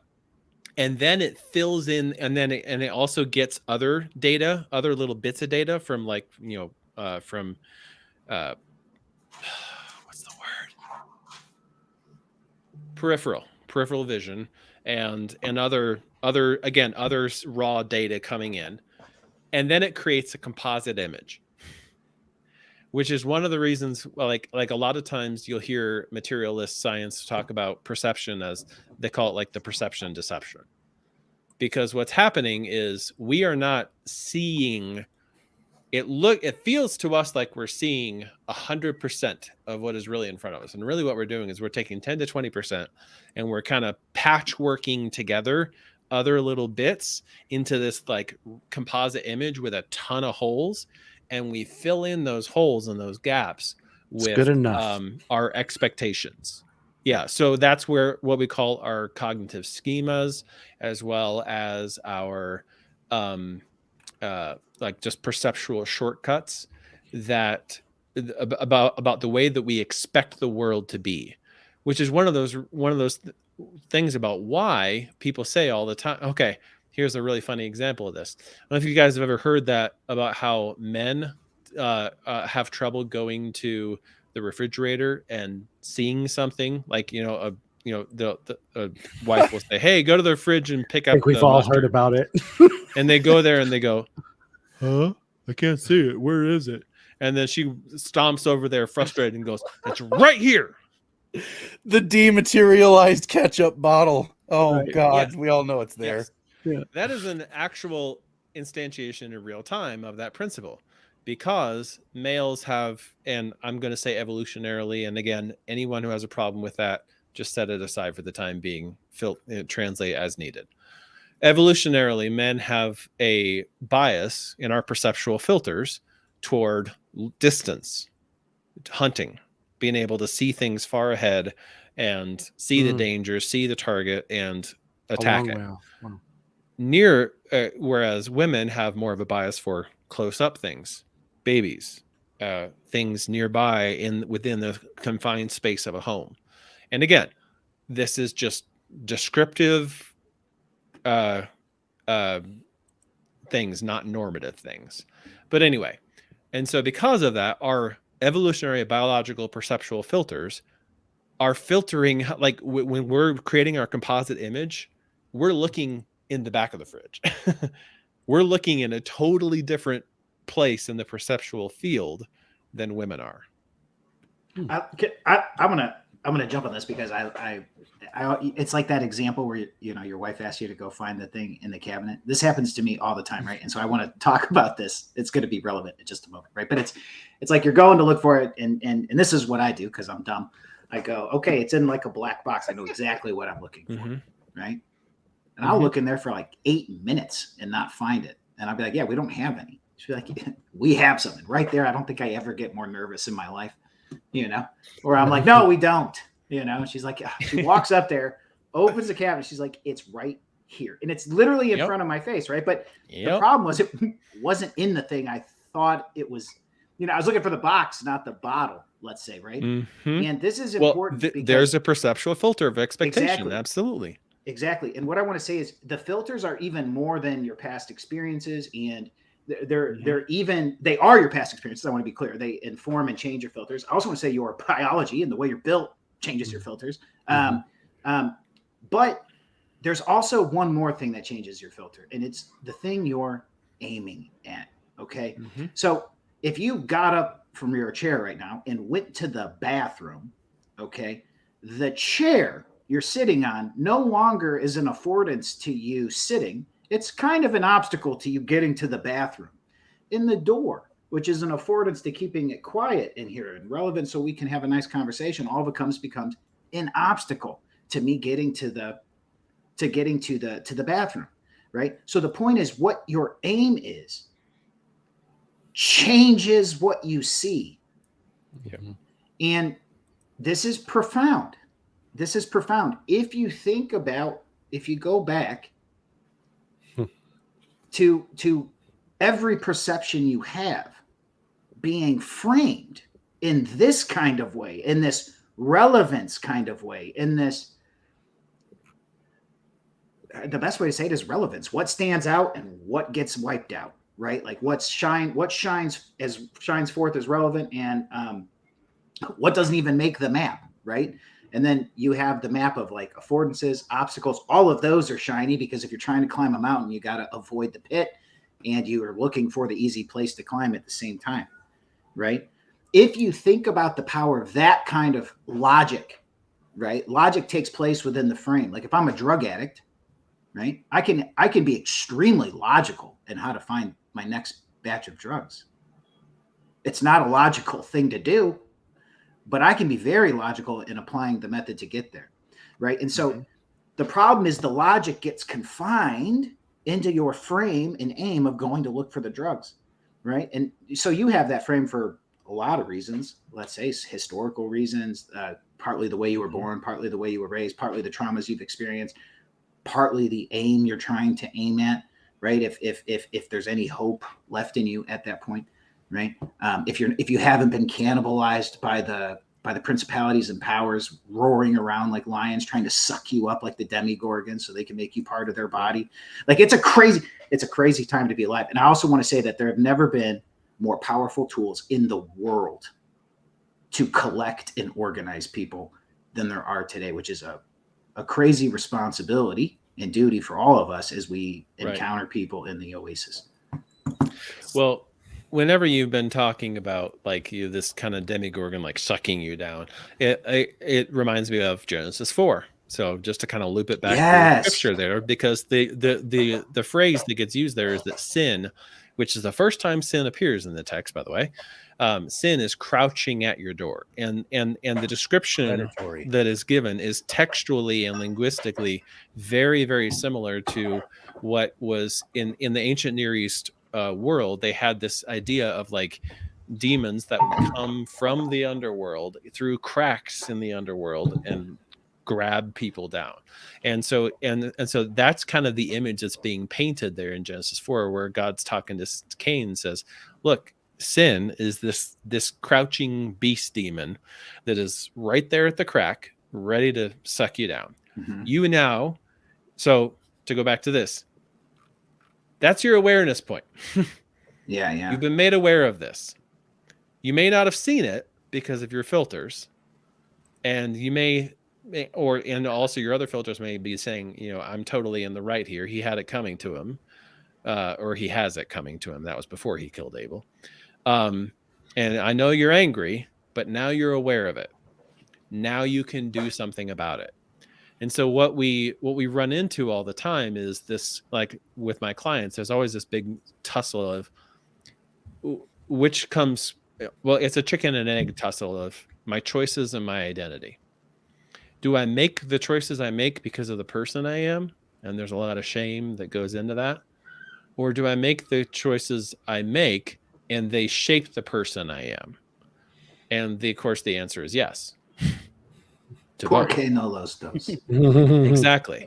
And that's why it's so critical to be like, I need to question and get curious about, about those perceptual filters and organize my choices, organize my responses in line with Christ. So it's that participation in Christ. And that's why Paul keeps talking over and over and over about in Christ, in Christ, in Christ, in Christ. Is he says things like clothed with Christ, like it's wrapped you around completely. And so to where is the identity there? Well, it's all of it. It's the whole thing. And so that's why that whole question of identity is really, really important, not only now, because that's kind of the moment that we're having culturally speaking. There's a lot of questions of identity and things related to identity. And materialism doesn't really have a really good answer to that, because it kind of comes down to, well, yeah, essentially this whole body spirit nonsense that this person is coming up with is just, nice little things to help him feel better about there is no organizing principle. Right? Yeah, there is no organizing principle. It's all nonsense, right? There are the individual particular people. Yes. You have no identity. Go make it up. Or more accurately, the organizing principle, such as it exists only in your mind, which in the materialist I world can change that. Not real. Means it's not real. And my truth. It is solely determined by your bodily material choices and actions. Right. Even though you're born wrong. Yeah. There's a deep tension. Yes. Sorry, that's beyond the scope. I'm sorry. Tell us an awful lot about the validity of that, the explanatory power of that worldview. But yes, that's exactly what's happening there, is that question of identity becomes really A, like I said before, solipsistic, and B, very tyrannical in the materialist worldview, because I'm being consumed by these organizing principles that don't really exist, but boy, do they exert a whole ton of influence. And like Pharaoh. Right. yeah. And so then I just get wrapped in this spiral of, well, how can I, who is the problem, fix the problem that is the problem? And there is no way out of that. No. So it's an ever descending Christ. Yeah. It's an ever descending spiral into non-existence, because you're not actually aiming at the organizing principle. Yeah. And ever descending spiral into chaos, which is saying the same thing as non-existence. Yes. And it's chaos, and there's a lack of, and Davidson, you had said this earlier, there's a lack of identity over time. The another major problem with this is if everything is, you're kind of making it up as you go, then your identity is always changing. And if your identity is always like, identity changes are so profound. Having seen up close and personal full identity changes, it rocks someone's world, and it is so hard to manage and work through. And if you don't have, there's this theory. I listened to Paul Vanderklay, Jonathan Peugeot, and John Vervaeke talk about these ideas, and I forget the authors they quoted, but they talked about this reality of finite games and infinite games. Okay, so in this way, we're always engaging in these things, and a lot of things are finite games. I mean, us having this conversation here is a finite game. Now, we're doing this because we're actually playing an infinite game, okay, where there is no end in this life. The end is beyond this life. It's calling us forward at that level. And at that level, I can sink my identity in something that is never changing and eternal. And so it acts as a rock and a foundation through all of life's storms and all of the ups and downs. But if you don't have that, and if you don't believe in that, then you're constantly making them as they go. And those stories come to an end. And when your identity comes to an end, and you're in the middle of a desert with nowhere to go and no water and no food, there's a much higher likelihood you're gonna die there, especially if you're alone. Right. Compared to the Christian worldview, where that story never ends. And when you're raised not as an undifferentiated Christ individual identity, but you're raised within the context of the one. Yes. As a member, as a unique many, instantiating that one. A unique cell with unique purpose in the body. So Troy actually in the chat off to the side sent a couple of passages that I think are really a remarkable, like, let's say, cap, like a pinnacle to what we're talking about here, which is the Christian answer to this. What happens when I don't have an ordering principle and all I see is either chaos or the negative frame of my own insufficiency, because I am not God. And I look out at the world and go, well, this is a problem. I'm the problem. It's the problem. It's making me wrong, and I'm making it worse. Yep. Right. So what am I supposed to do about it? Right. You kind of come to a place where you have to ask, well, I don't know what to see. Right. I don't know what to look at. And if I don't look at, once again, the focus is like what Garrett said, whatever you're focusing on is going to organize your actions around it. Once again, it's that point of attention. And that's why, like, on the Lord of Spirits podcast, it keeps, like, on the episode about the noose, the mind, it keeps talking about how our duty is to hone and to sharpen and to train that point of attention. Right. So that's why Colossians 3 says, set your mind on things above, not on things on the earth. For you've died and your life has been hidden in Christ. Once again, going to in Christ. When Christ, who is your life, is revealed, then you also will be revealed with him in glory. So that's the organizing principle. Philippians 4:8-9. Finally, brethren, whatever is true, whatever is honorable, whatever is right, whatever is pure, whatever is lovely, whatever is good repute, if there is any excellence and if there's anything worthy of praise, dwell on these things. The things you have learned and received and heard and seen in me, practice these things. So it's this, you get to participate in these excellent things. And then to go to your comment about what you organize, if all you're looking at is the negative versus if you're only looking at the pure, your filters are going to be trained to filter the things that you find relevant. And if all you think about is negativity, that's all you will see. So Titus goes, to the pure, all things are pure, but to those who have a defiled and unbelieving and are unbelieving, nothing is pure. Both they and their mind and their conscience are defiled. It's like this. Once you recognize that there is an organizing principle and you turn your focus to that, your identity becomes more secure. You've, as Jesus puts it, with the house that's built on the rock versus the house built on the sand, the ever-changing sand, is that when the storm comes, because the storm does come for both those with identity and with those that have a mobile identity, the storm comes for both. One gets destroyed, the other stays firm. It's because my identity is not organized by myself. Like you said, I'm the problem. I'm the one that's got to fix the problem. I'm making the problem worse. And it's this ever degrading spiral. But if I go, there is an organizing principle that actually exists and it's not in this material world, that's what I'm looking at, then it's a constant spiral up. I may not be good at it right now, but I'm walking that path further and further up in participation. Yes, it's not just some mental pattern in my mind. It's a way.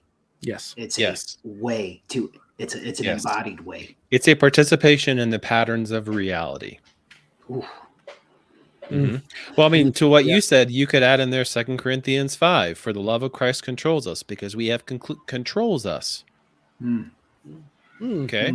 Gonna let that sit, because we have concluded this, that one has died for all, therefore all have died, and he died for all, that those who live might no longer live for themselves, but for him who was for their sake died, who for their sake died and was raised. From now on, therefore, we regard no one according to the flesh. Even though we once regarded Christ according to the flesh, we regard him thus no longer. Therefore, if anyone is in Christ, he is a new creation. The old has passed away. Behold, the new has come. And so it's that same sort of thing there, to say that it's more than just like, okay, I'm going to think about this person as if they, no, you're not thinking about them as if. You are seeing them as they really are. So like real-time processing from what you just read and the way what we've been talking about. So when Paul says, who will save me from this body of death, is he thinking about it in the same way that he's talking about the body of Christ? Oh, yes. So what we've talked about is the organized life stuff is dripping from Romans 7 and 8. Right. So when he's saying that what we've been talking about, the organizing principle of death leads to sin, who will save me from this body because I'm a member of this body. And so the verse that you bring up, Spencer, all the time about we've been transferred from the kingdom of this world into the heavenly kingdom. He's talking about you were a cell in the body of death. Yes. Your organizing principle was to sin. And the results of that is death. And that was slavery. And slavery. Yeah. And now you've been transferred to be a slave of righteousness. And that organizing principle is towards life. Yep. A cell in the body of Christ, which is why I just dropped the love of Christ controls us. Yes. And notice That's this amazing that, thank you for reading those. Notice how different this is than a modern ideology. A modern ideology, pick it, doesn't matter even if it's for a good cause, you know. It has a finite game as an end. It doesn't care about you, it cares about its aim. Yep.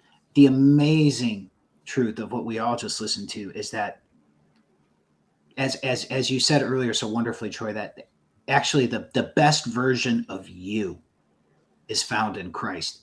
And what's beautiful about that is, think about the fundamentals, right? At the fundamental level, you're stripping the fear of death and you're replacing it with the love of community, right? Now imagine that as a fundamental layer that then rolls out this version of you as you exist across time and space and have interactions, right? As what's relevant and you respond and your awareness comes together, it's constantly being filtered through this thing. It's transcending you to higher levels of duty and responsibility to your fellow to your fellow man.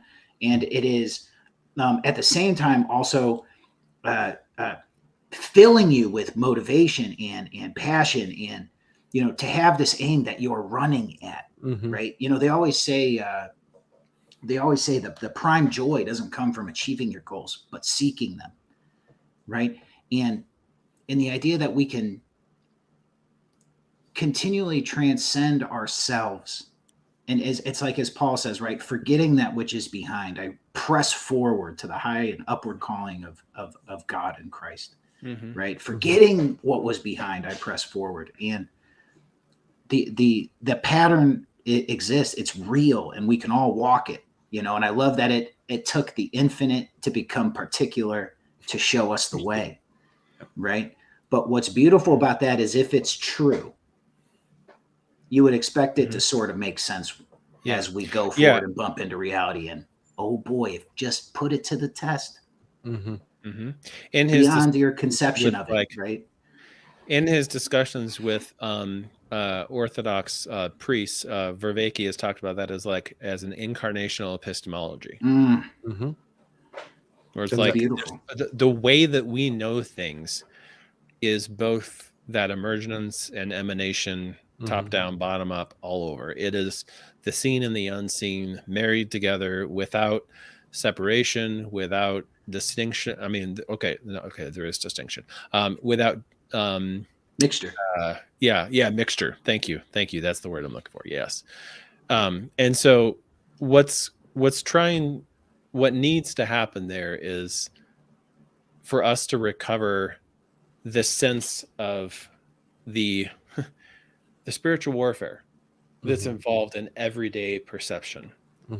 And because when I say raw data, I'm not just talking about material data. Right. I'm also talking about unseen data, the spiritual world, thoughts coming into our heads from outside of us, and then radio waves entering our music players, or streams entering our phone, or billboards entering as you drive. Like I should put on my little tinfoil hat here. But I mean, look, it's real, right? We're something like, and I forget the right phrase, right? But it's enemy territory. To some extent. And that's C.S. Lewis again. You got to stop this, man. Yeah. Enemy occupied maybe territory. I just talk to all of you too much. That's the quote. Maybe the real problem is I talk to all of you too much. That's awesome. Yeah. It's like second here. So look, no, what you just said is beautiful, because through our influence, Lewis has given a subtle body to influence Garrett directly. Which is really remarkable that his person is still present through our remembrance of his person and his ideas. They impacted us, and we carry that past into the future with us. So there's our next episode, guys. What do you think? He's a living ordering principle that people are.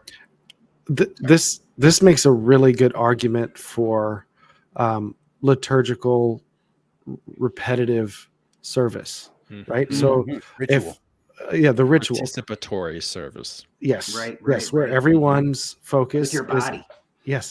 Everyone's all three, right? The lizard, the mammal, the higher function reasoning, all of its focus is on this repeated pattern each week, or however many times you can make it to it, of Christ being sacrificed, offered, not again and again and again, but that we are getting to participate and remember that one time of all, across all time event, and that orders our, like, what was that? It was a sacrificial act that, like Romans 12:1 says, we should be living sacrifices, right? It's our only reasonable worship. We're getting to see that pattern replayed every week. So I get the extremely low resolution start of the pattern each week, and then I get to practice that spiral upwards as I'm focusing and remembering it. And I fall off, I fail, I mess up, I got to go back, I got to see that pattern again, and then I get to try a little bit longer, right? And that repetitive thing allows for that, the body of Christ works to be done presently, here and now, by his body. Such a dirty word these days, ritual. You know, it's a word we're all especially so weirded out and creeped out by. Yeah, I mean, protest, right? I mean, that's what we're going to do. But look, it's important, because I remember about a year ago, Davidson, maybe 2 years ago, because we've known each other for some time at this point. You shared a video with me once that said bad habits are rituals too. And that I was literally talking with a client about this very thing today. And it's a flooring reality to think about all the things you're participating with through your embodied rituals, and to consider the fact that it orders you, you're a source of potential. Look, you are also a many. You're also a one. And if anything, you're nearly unlimited potential, right? And so what's going to organize and order that potential throughout your life and as you grow, right? And this is the challenge, because if you get pulled around, you get organized in all these different ways, all these ways end up dying or just trying to destroy you because they just don't care. Right. It leaves in the opportunity exists. It presents itself to say, look at the difference here. Yep. Look at what can be found in Christ. Look at that. Christ doesn't want to take you. He wants to make you the best version of you. Right. That's no modern ideology cares about that. No modern religion, you could say, cares about that. Right. Even As in say Buddhism, you're actually becoming nothing of you. Christ, all are made alive. Like that's exactly it, is that Christ.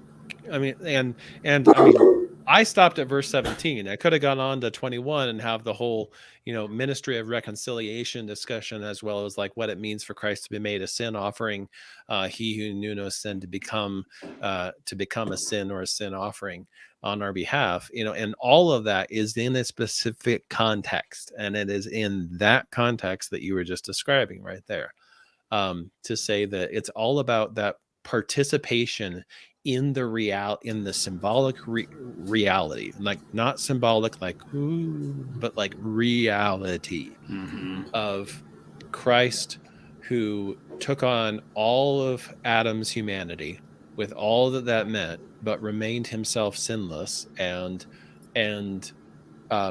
put that to death in his body. There's Romans 8:3 that that sin was condemned on the cross in the flesh of Jesus, and he put that to death in his body.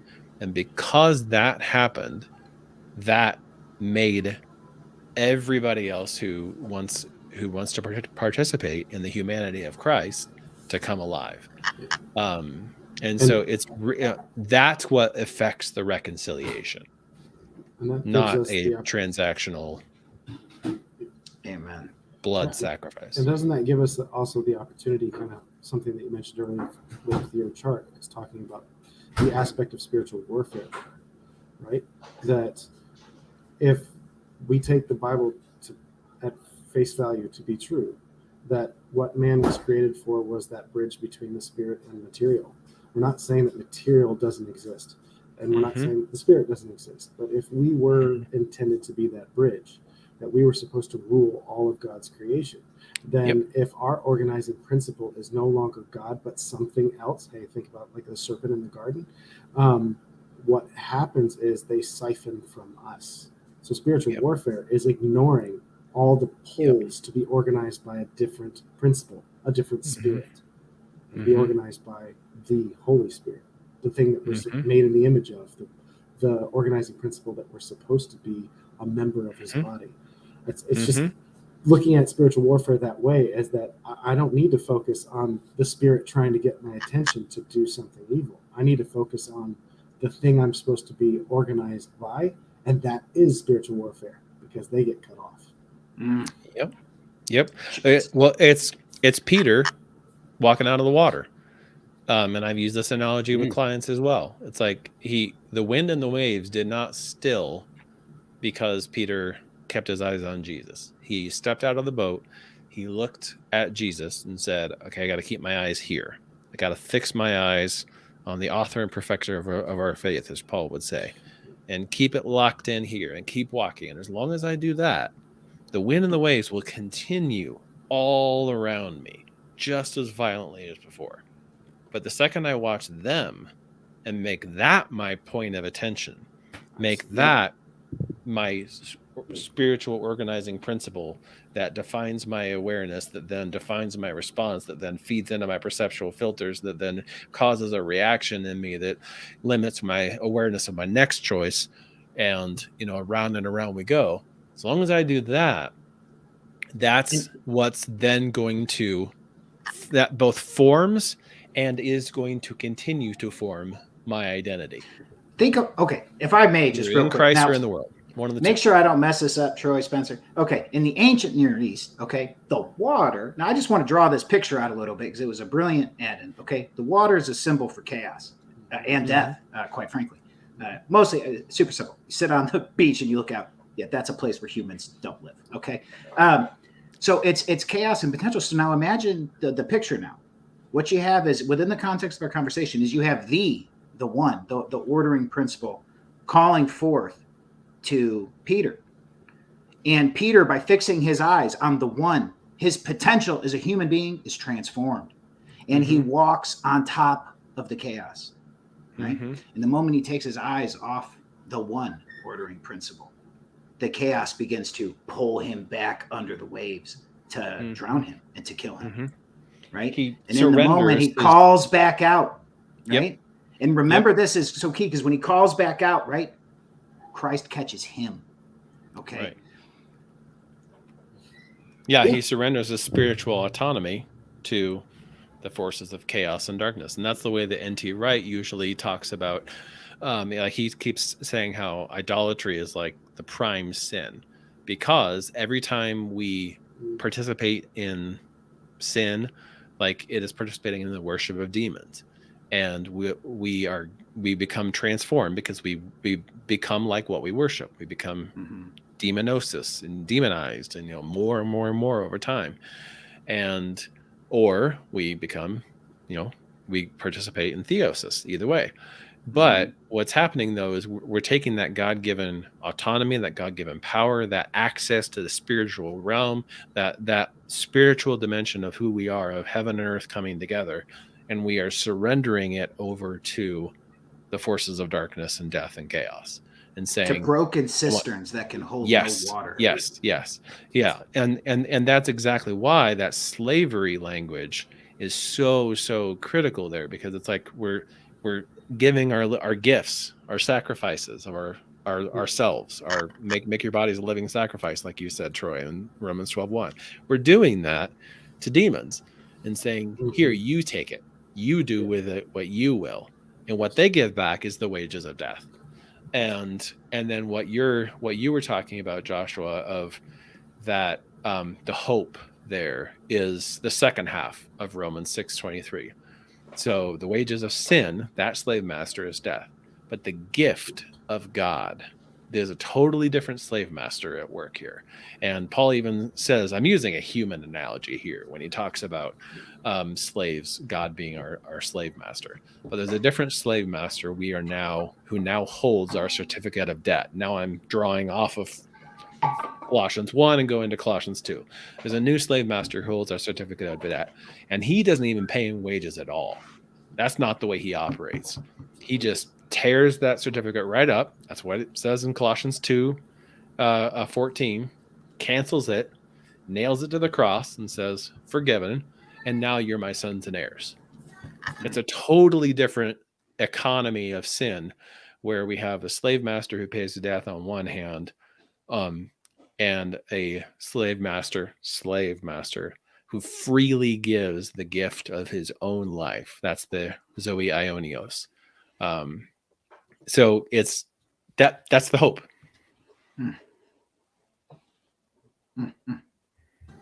Fire. That's awesome. So I at that point I was kind of trying to hold back a little bit and see what would come out of that, but we got finally that moment of breath in the between there.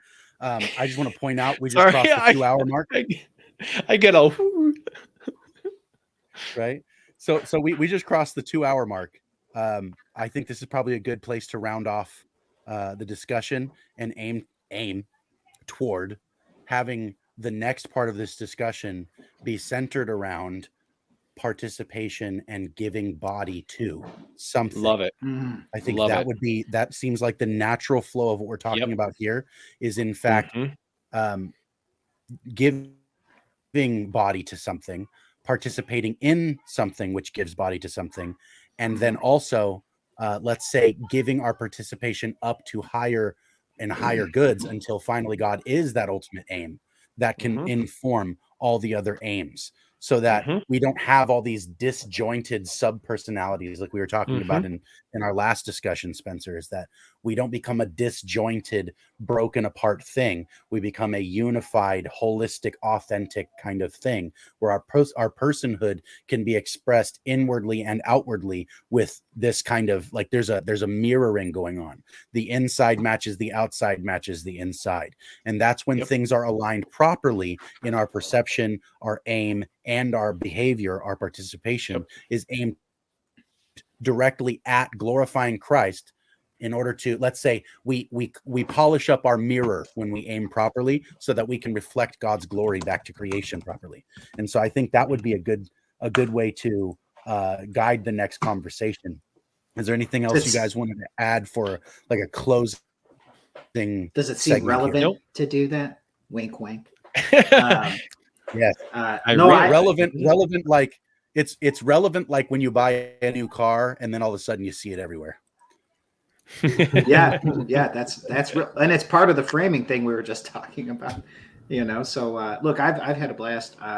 Thank you so much. And I feel so blessed to be a part of this and to hang out with you all live. It's always so fun. And I learn a lot when we do this. So thank you very much. And hopefully I didn't say anything too dumb. No, it's all good, Garrett. So is there anything that you wanted to add, Troy or Spencer? Nope. For the sake of my throat, I'll say no. Fair I enough. just think this has been an awesome conversation. And yes, I think that the aim for next episode sounds amazing. Okay, cool. Fair enough. Well, in the spirit of my brother Tyler Fowler, who is in fact not here and is getting over a cold, so if anybody has the time and mental bandwidth, please keep him in your thoughts and also in your prayers, that he and his daughter both would get better over whatever kind of cold they're battling right now. His daughter also has the same thing. Thankfully, they're both relatively, okay. They're getting their energy back and stuff. But he called me on the phone and he sounded a little bit like Fran Drescher, like, the nanny, hi. And it was pretty funny. I told him he could come on and do the laugh for us, but he didn't want to do that. So in honor of my brother who is not here, I will say good night, God bless, and stay like Christ.